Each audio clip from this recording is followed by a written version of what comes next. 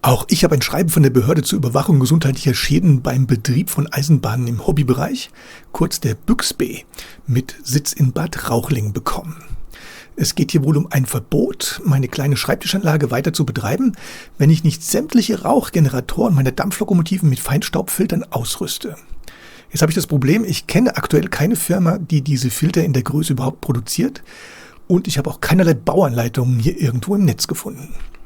Aufgefallen bin ich da wohl durch meine YouTube-Videos, in denen ich mehrmals erwähnt habe, dass meine Bahn ja über dem Schreibtisch montiert ist, weil sich meine Anlagenhöhe ca. 135 cm über dem Boden befindet. Und hieraus kann sich ein zu geringer Abstand vom Rauchgenerator zu meinen Atemluft aufnehmenden Körperöffnungen, Mund oder Nase bei einer Körpergröße von gut 190 cm kleiner als 40 cm ergeben. Allein dieses Deutsch, da könnte ich schon platzen.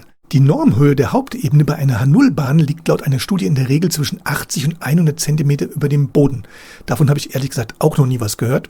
Und das Ganze kommt wohl jetzt alles erst ins Rollen, weil nicht nur die Dampflokomotiven, sondern auch immer mehr Diesellokomotiven mit Rauchentwickler im H0-Segment angeboten werden. Kleinere Maßstäbe wie TT, N und Z sind hier wohl ausgenommen, denn sie haben einen zu geringen Rauchausstoß. Selbst beim Betrieb mehrerer Lokomotiven wird nicht der Grenzwert von 1 Rauch pro Lok im H0-Maßstab überschritten. Diese Maßeinheit ist mir auch vollkommen unbekannt, scheint aber von der BÜXB behördlich festgelegt zu sein. Und auch größere Spuren sind ausgenommen, weil sie hauptsächlich als Spur G im freien bzw. nicht überdachten Gartengeländen betrieben werden. Deswegen ist ein freier Rauchabzug hier wohl gewährleistet. Dazu hätte ich aber jetzt mal ein paar Fragen. Und zwar erstens, was ist, wenn man eine solche Bahn im Innenraum betreibt? Hatte meine Spur G-Anlage ja selber im Keller und auch da habe ich es geschafft, den Rauchmelder immer mal wieder zu aktivieren. Und zweitens, was ist mit den Spur 1-Anlagen, die meiner Ansicht nach zum Großteil als Innenanlage betrieben werden? Darauf wird aber hier überhaupt nicht eingegangen. Das Ganze bezieht sich scheinbar nur auf H0, weil es wohl der verbreitetste Maßstab ist und das ist wohl auch Hersteller- und Betriebssystem unabhängig. Das heißt, jetzt von 3-Leiter bei mir auf 2-Leiter-System umzusteigen, schafft hier wohl keine Abhilfe. Aber auch hier hätte ich Fragen, und zwar, was ist mit kleineren Modellbahnbetreibern, Körpergröße unter 135 cm? Auch hier ist der Abstand meiner Ansicht nach, wenn ich nachrechne, von Mund oder Nase bei einer genormten Plattenhöhe von 100 cm kleiner als 40 cm.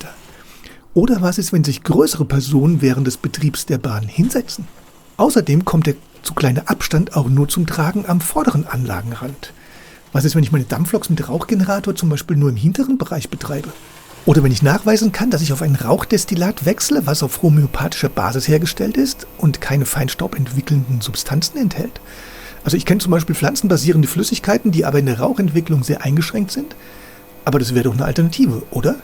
Laut dem Schreiben hätte ich noch die Möglichkeit, dauerhaft eine Atemmaske zu tragen, müsste das allerdings mit Fotos oder Videos belegen und brauche einen Zeugen, der bestätigt, dass ich wirklich die Person unter der Maske bin.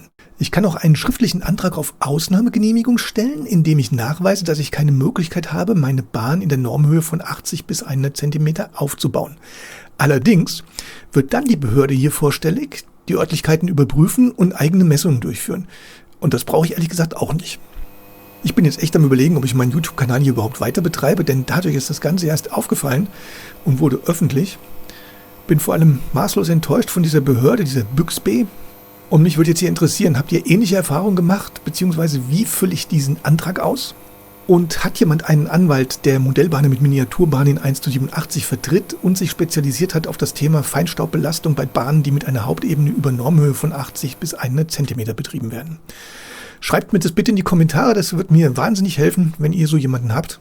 Ich muss jetzt erstmal lüften. Wünsche euch einen schönen 1. April. Danke euch fürs Zuschauen. Demnächst gibt es dann wieder mehr. Und bis gleich.